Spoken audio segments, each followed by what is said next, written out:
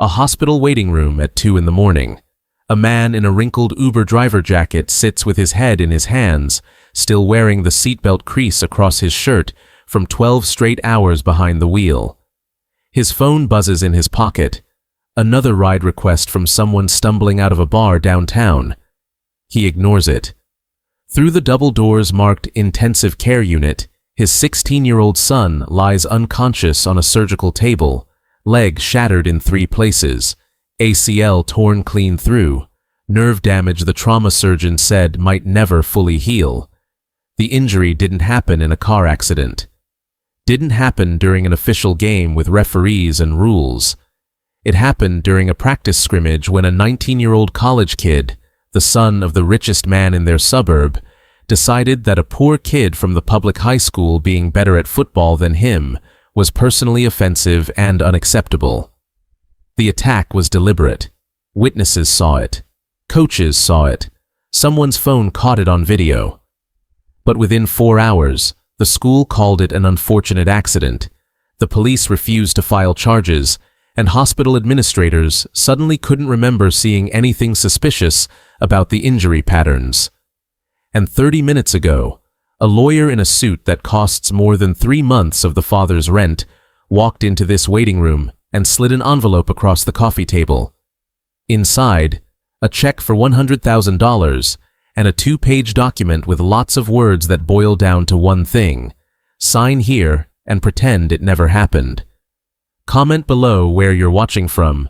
I want to know how far this story reached. Michael Reynolds, 42 years old, looks at that check like it's a poisonous snake. $100,000. He's 3 months behind on rent. His 2009 Honda Civic is being repossessed next Tuesday. His son's surgery, the one happening right now, will cost $60,000 they don't have, and insurance barely covers. The scholarships Andy had, the full rides to Division I programs that were going to change their lives, are gone.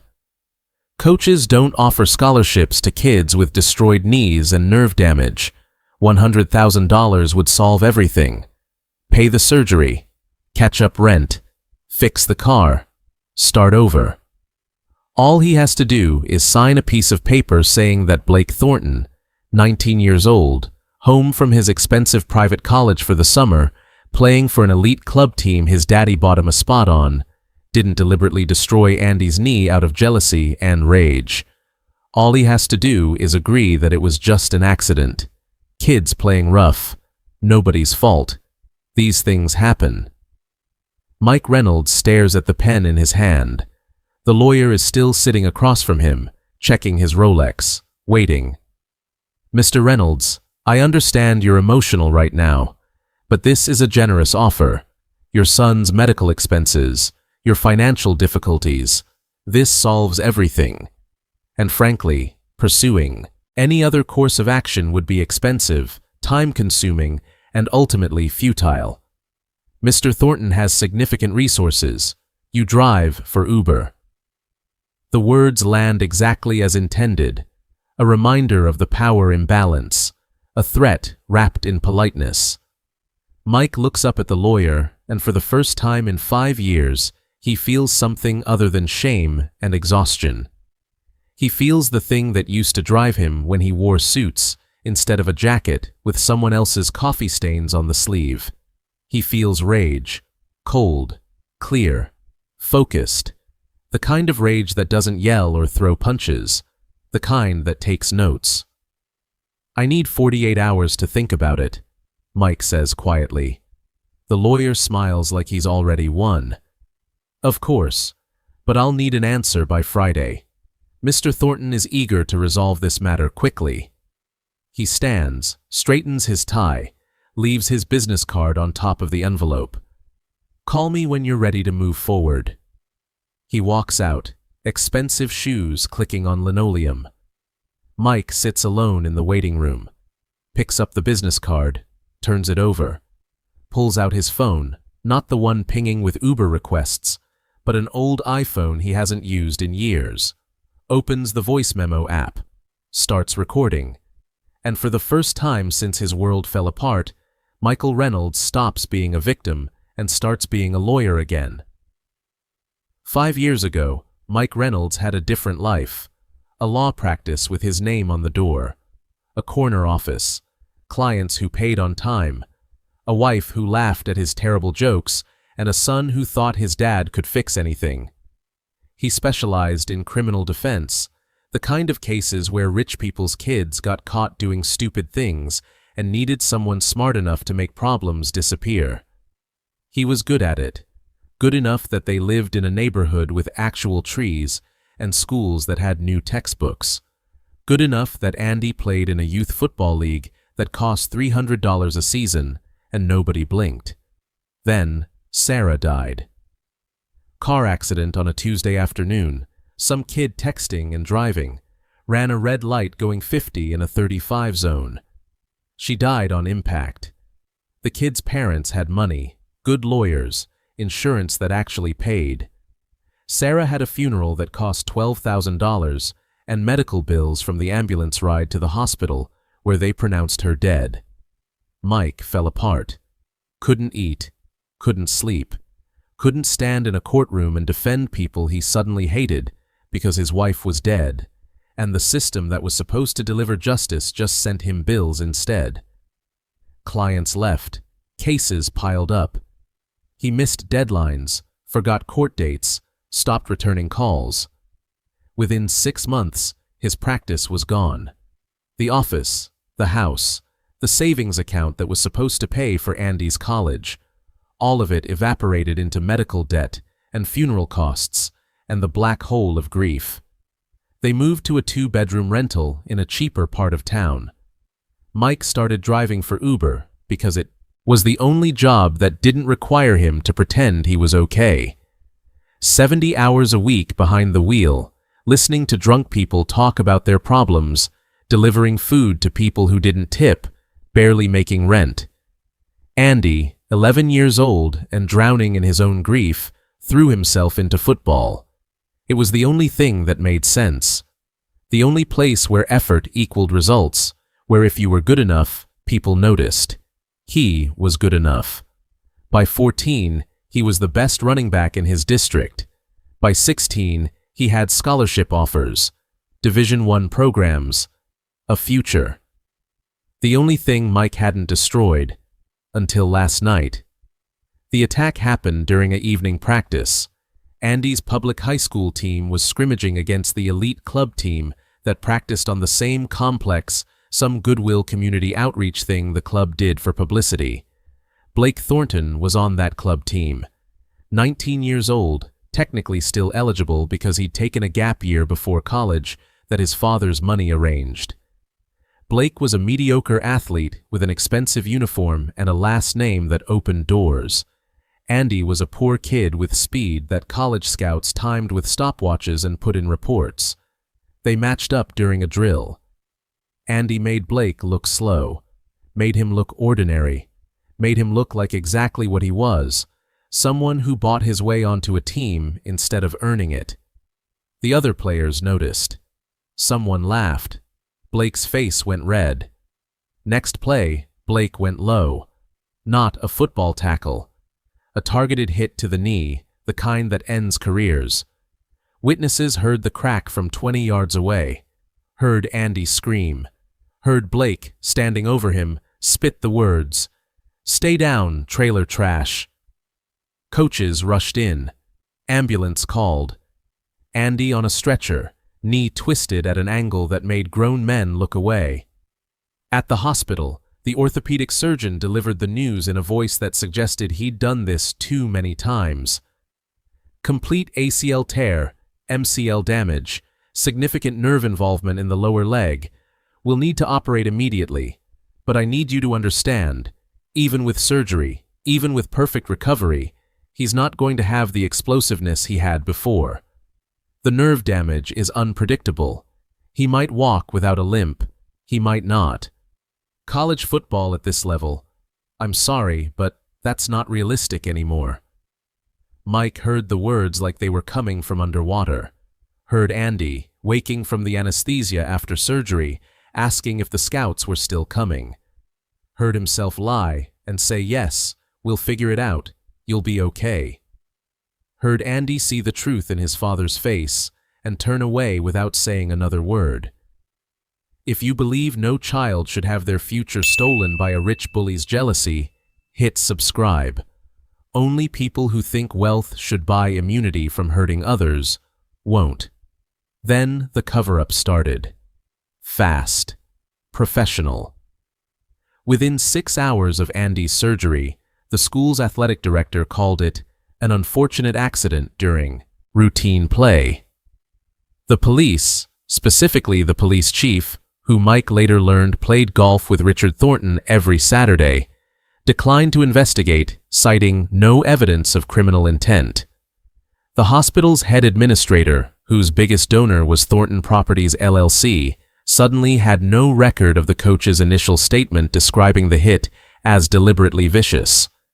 Witnesses, the 15 other kids who saw it happen, developed sudden amnesia. Parents called Mike with voices full of apology and fear.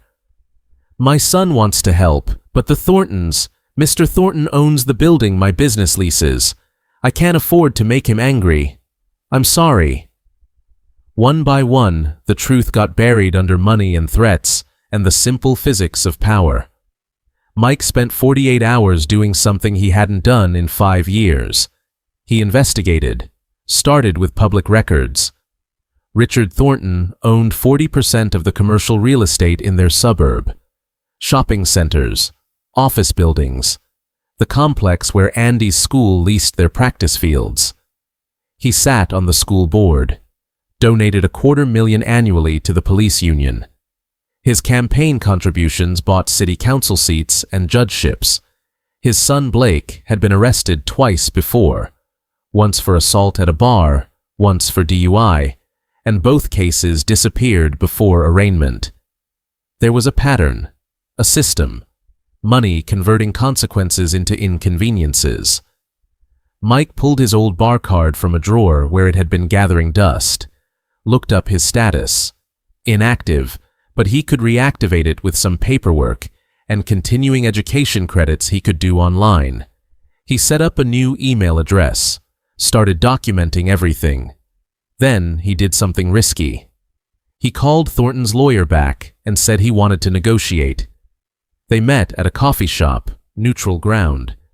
The lawyer, Martin Voss, partner at the city's most expensive firm, ordered an $8 latte and slid the same envelope across the table. "Mr. Reynolds, I'm pleased you're being reasonable about this. 100,000 is more than fair given the circumstances."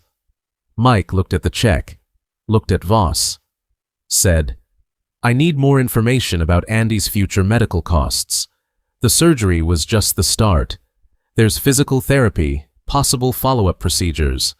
I need to make sure this covers everything." Voss smiled. "Of course. We can discuss a structured settlement if you prefer. But the non-disclosure agreement is non-negotiable. You and your son cannot discuss the incident publicly, pursue legal action, or make any statements to media. That's the deal." Mike nodded. "I understand. Let me review everything with Andy when he's feeling better. He's still pretty devastated." "Understandable," Voss said. "Take a few days, but Mr. Thornton would like this resolved by next week." They shook hands. Mike left, and in his pocket, his old iPhone recorded every word. Over the next 10 days, Mike worked 2 jobs. Days, he drove Uber. Nights, he became a lawyer again. He found Blake Thornton's previous victims, 3 kids, all from working-class families, all injured by Blake during sports or altercations over the past 4 years. All paid settlements with NDAs. One kid, Marcus, had been hospitalized with a concussion after Blake hit him with a lacrosse stick during a game. His parents took $50,000 and signed papers. Another kid, Jamal, had a fractured wrist after Blake shoved him downstairs at a party. $75,000, a pattern of violence, bought and buried. Mike contacted them through mutual connections, explained what happened to Andy. 2 families were too scared to talk. Marcus's mother agreed to meet. She cried. I wanted to fight, but we were going to lose our house.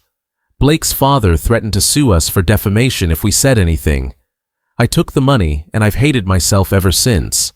If you're actually going to do something, we'll testify. We can't stay silent anymore." Then Mike got lucky. Or maybe it wasn't luck. Maybe it was the universe deciding that sometimes the good guys get a break. Richard Thornton's executive assistant, a woman named Jennifer Park, contacted him through a burner email. Subject line, "I can help." They met in a park at dawn, Jennifer looking over her shoulder like she was in a spy movie. "I've worked for Richard Thornton for 6 years, she said without preamble. "I've watched him bury things, pay people off, threaten families. My own son was bullied by Blake 3 years ago. Blake didn't put him in the hospital, but he made his life hell for a year. I stayed quiet because I needed my job. I'm a single mother. I couldn't afford to lose my income. But I kept records, emails, financial documents, evidence of every bribe, every payout, every time Richard used his money to make his son's violence disappear." She handed Mike a USB drive. "This is everything. Bank transfers, email chains where Richard tells his lawyer to handle it, records of payments to school officials, police, hospital administrators. You use this, you can take him down. All of them." Mike stared at the USB drive like it was a weapon. "Why now? Why help me?" Jennifer's eyes were hard. "Because I saw your son's picture in the paper, the article about the tragic accident. I saw his face, and I saw my son's face 3 years ago. And I'm done being complicit. If you're brave enough to fight, I'll give you the ammunition." Mike took the drive, spent 3 days going through it. What he found was more than a cover-up.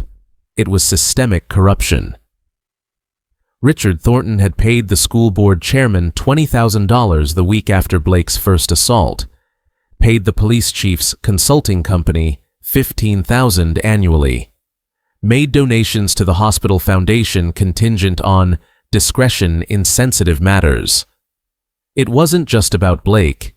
It was about a man who believed money could buy immunity from every law, every consequence, every basic standard of human decency. And he'd been right, until now. Mike filed the lawsuit on a Monday morning, not just against Blake for assault, against Richard Thornton personally for conspiracy, bribery, and obstruction of justice under RICO statutes, against the school district for covering up a violent crime, against the police department for refusing to investigate. He filed criminal complaints with the state attorney general, sent the evidence to every media outlet in the state, and then he did something that made sure it couldn't be buried. He leaked the video, the one that someone's phone had captured, the one that had mysteriously disappeared from the student's cloud account after Thornton's people got to him. Jennifer had a copy. Mike sent it to a local reporter known for investigative work. It went online at noon. By evening, it had 2 million views. You could see everything. Blake lining up across from Andy. The play starting. Blake ignoring the ball, targeting Andy's knee with a hit that made people watching gasp. Andy going down. Blake standing over him, words clearly visible on his lips if you read them. "Stay down, trailer trash." The story exploded. Local news, then regional, then national. Millionaire's son breaks scholarship athlete's leg. Father covers it up with bribes. The optics were devastating. Blake, 19, wealthy, white, attacking a 16-year-old kid whose only crime was being better at football. Richard Thornton's lawyers issued statements calling it a mischaracterization and threatening defamation suits. But the video didn't lie. The documents didn't lie. Within 48 hours, 3 more families came forward. Blake had a history. The state attorney general announced a formal investigation. The FBI got involved because of the interstate financial transactions in the bribes. Protesters gathered outside Thornton properties. Someone spray-painted "child abuser" on the sign outside Blake's college. The school board called an emergency meeting. Mike represented himself and the other victims at that meeting. The boardroom was packed. Media, parents, students, cameras everywhere. Richard Thornton sat at the table in a suit that cost more than Mike's car, his lawyer beside him, whispering damage control strategies. Mike stood at the podium in khakis and a shirt he'd ironed himself and presented his case. Medical records, witness statements, financial documents showing bribes, testimony from Marcus's mother, voice shaking but determined. Blake Thornton put my son in the hospital and his father paid me to be quiet. I was wrong to take that money. I'm not staying quiet anymore. Testimony from Jennifer, Thornton's own assistant, detailing years of cover-ups. And finally, the video. Played on the projector. Gasps from the audience. One board member looked sick. Richard Thornton's face went red, then pale. The board voted unanimously to expel Blake from any school-affiliated activities and refer the case for criminal prosecution. The police chief, facing federal investigation, resigned. The school superintendent was placed on leave. Blake Thornton was arrested on felony assault charges. Because he was 19 and Andy was 16, it was assault on a minor. Because there was video evidence and witness testimony, his expensive lawyers couldn't make it disappear.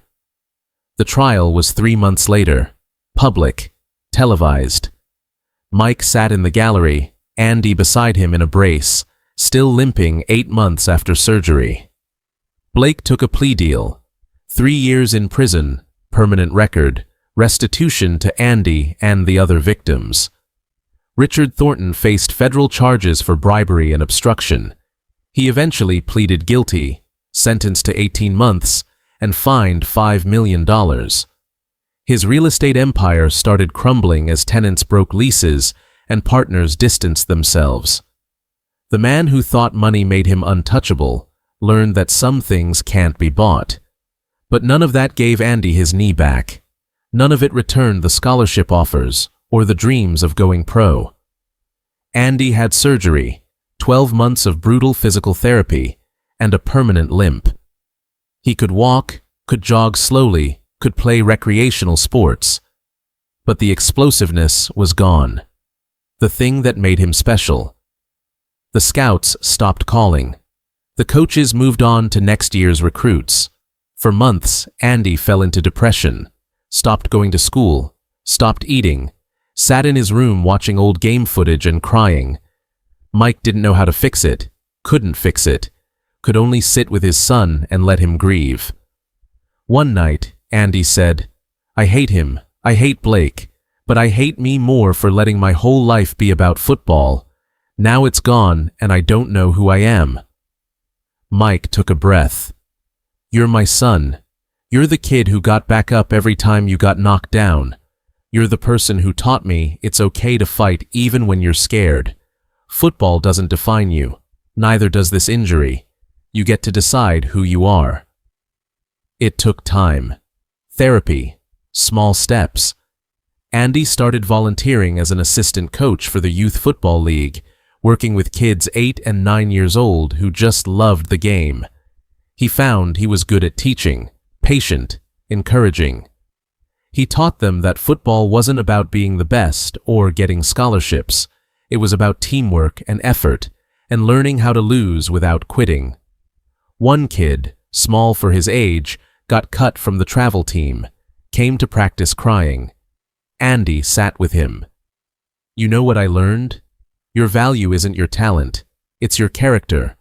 Whether you make the team or not, whether you're the star or the bench warmer, what matters is how you treat people and whether you keep showing up. That's what makes you matter." The kid looked at Andy's brace. "You were really good, weren't you?" "Yeah," Andy said. "I was, and then I got hurt and it ended. And I thought my life was over. But it wasn't. It just changed. And now I get to help kids like you learn to love the game, not just win at it." Mike reopened his law practice. Small office, just him, no staff. He specialized in cases where powerful people hurt powerless ones and thought money would bury it.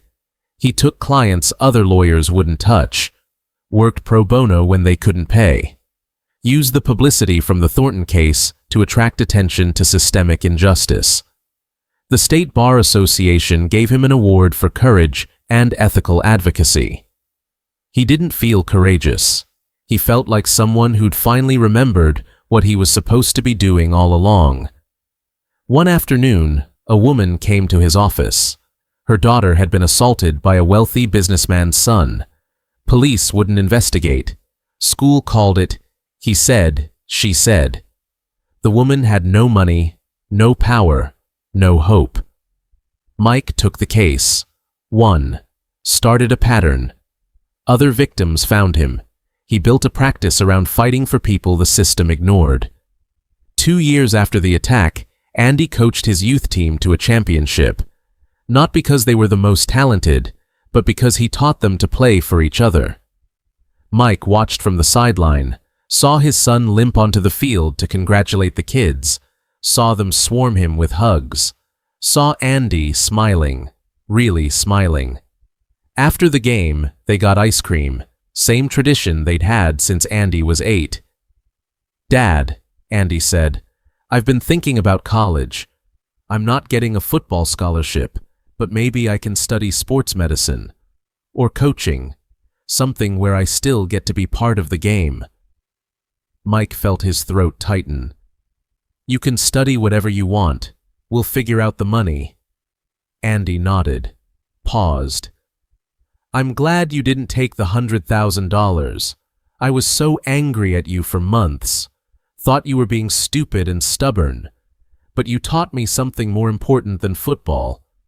You taught me that some things matter more than money, like dignity and justice, and not letting rich assholes think they can do whatever they want." Mike laughed, almost cried. "Language. Sorry, rich jerks." They sat in the parking lot, ice cream melting in the summer heat. "You know what the worst part was?" Andy said quietly. "It wasn't losing football. It was thinking I'd never matter again, that I was only valuable if I was fast and talented and going somewhere. You showed me that wasn't true. You fought for me when I was broken. You didn't give up even when I told you to. That mattered more than any scholarship." Mike didn't trust himself to speak, just reached over and squeezed his son's shoulder. They drove home as the sun set, the radio playing something neither of them listened to, both of them thinking about the future that was different than they'd planned, but still worth fighting for. 3 years later, Mike got a call from Jennifer Park. She'd left Thornton Properties, started her own consulting business, helping companies build ethical cultures. "I wanted to thank you," she said, "for giving me the courage to do the right thing. My son is in college now, studying social justice. He says watching you fight inspired him. He wants to be a lawyer like you." Mike felt the weight of that. "Tell him it's not about being like me. It's about deciding what kind of person you want to be and having the guts to be that person, even when it's hard." Jennifer laughed. "I'll tell him, but I think he already knows. You taught a lot of people that lesson, including me." After they hung up, Mike sat in his small office, looking at the framed newspaper clipping on the wall. Local father takes down millionaire in David versus Goliath legal battle. He'd never wanted to be famous, never wanted to be a symbol. He just wanted his son to know that when someone hurts you, you don't have to stay quiet. You don't have to accept it. You can fight back. And sometimes, if you're lucky and you're smart and you refuse to give up, you can win. Andy enrolled in State College on an academic scholarship, studying kinesiology with plans to become a physical therapist, specializing in sports injuries. He still coached youth football on weekends, still limped when it rained, still had nightmares sometimes about the sound of his knee snapping. But he also had a future, a purpose. a life that mattered not because of what he could do on a football field, but because of who he chose to be off it. Blake Thornton was released from prison after serving 2 years of his 3-year sentence. No football team would touch him. No college would readmit him. He worked at his father's downsized real estate company, a shadow of what it had been. Richard Thornton, out after 14 months, was a pariah. The empire he'd built was dismantled by lawsuits and investigations, and the simple fact that people stopped wanting to do business with him. Justice didn't fix everything, didn't undo the injury or return the dreams. But it meant something. It meant that wealth doesn't equal immunity. It meant that sometimes, if you fight hard enough and smart enough and refuse to be silenced, the system can be forced to work the way it's supposed to. On the anniversary of the attack, Mike and Andy went back to the field where it happened, not to relive the trauma, but to mark how far they'd come. Andy stood at the spot where Blake had hit him, where his future had changed in an instant. "I used to hate this place," he said. "Hated what happened here. But now I think it taught me something I needed to learn, that I'm not defined by what happens to me. I'm defined by how I respond." Mike put his arm around his son's shoulders. "Your mother would be so proud of you. Not because you were a great football player, because you're a great person." They stood there as the sun set, father and son, two people who'd lost everything and fought to build something new from the wreckage. The field was empty, the goalposts casting long shadows. Somewhere in the distance, kids were laughing, playing pickup football, chasing dreams that might come true or might get broken. That was life. Uncertain, unfair sometimes, but worth fighting for. If you believe that justice matters more than money, that fighting back against corrupt systems is worth it even when it's hard, hit subscribe and share this story. Comment: Justice over silence. If you stand with people like Mike and Andy, who refuse to let the powerful bury the truth, let's build a community that holds the wealthy accountable and supports those brave enough to speak up. Because stories like this need to be told, and every time we share them, we remind the powerful that they're not untouchable. Your voice matters. Use it.